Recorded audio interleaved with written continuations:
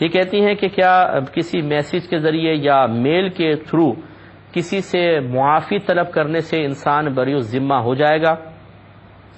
دیکھیں یہ طریقہ کار بالکل غلط اب ہمارے ہاں رواج پا رہا ہے کہ ایک آدمی دوسرے پہ زیادتی کرتا ہے اور پھر یہ جیسے ایام آ جاتے ہیں، کوئی شب برات کے آ گئے، شب معراج آ گئی، رمضان قریب آ گیا، تو میسج خالی کر دیتے ہیں جی مجھے معاف کر دیں جتنی میری کوتاہیاں ہوئی ہیں، اللہ تعالیٰ آپ کو جزائے خیر عطا فرمائے۔ بعض دھمکیاں دیتے ہیں، اگر آپ مجھے معاف کر دیں، اگر معاف نہیں کریں گے تو بروز قیامت آپ کی گرفت ہو جائے گی۔ واہ بھائی واہ، مجرم جرم بھی آپ نے کیا ہے اور پھر اس مظلوم کو بیچارے کو آپ بلیک میل بھی کر رہے ہیں۔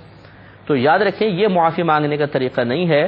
شریعت نے معافی مانگنا رکھا ہی اس لیے ہے کہ جب آپ کسی پر ظلم و زیادتی کر لیتے ہیں تو نفس سرکشی اختیار کرتا ہے، تبھی ایسا ہوتا ہے۔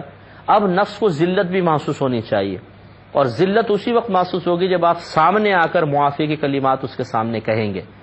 ہم اپنی اصل میں یہ ناک اونچی ہوتی ہے اور نفس یہ پسند نہیں کرتا کہ میں کسی کے سامنے جا کر اس طرح معافی کی ذلت کو برداشت کروں، تو وہی مشورہ دیتا ہے بس ایک میسج کر دو، ٹھیک ہے۔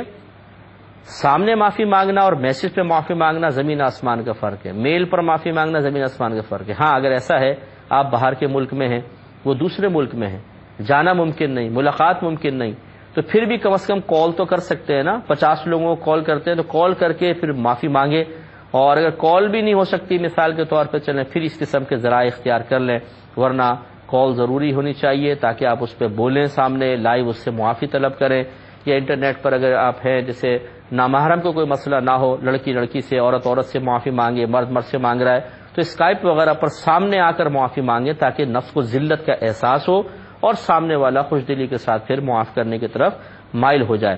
لیکن یہ جو آج کل ہم نے طریقہ جاری کر دیا ہے یہ غلط طریقہ ہے کہ پورے سال یا پوری زندگی دکھ پہنچاؤ، تکلیف پہنچاؤ، اور اس کے بعد ایک میسج کر دیجیے ہمیں معاف کر دیجیے گا۔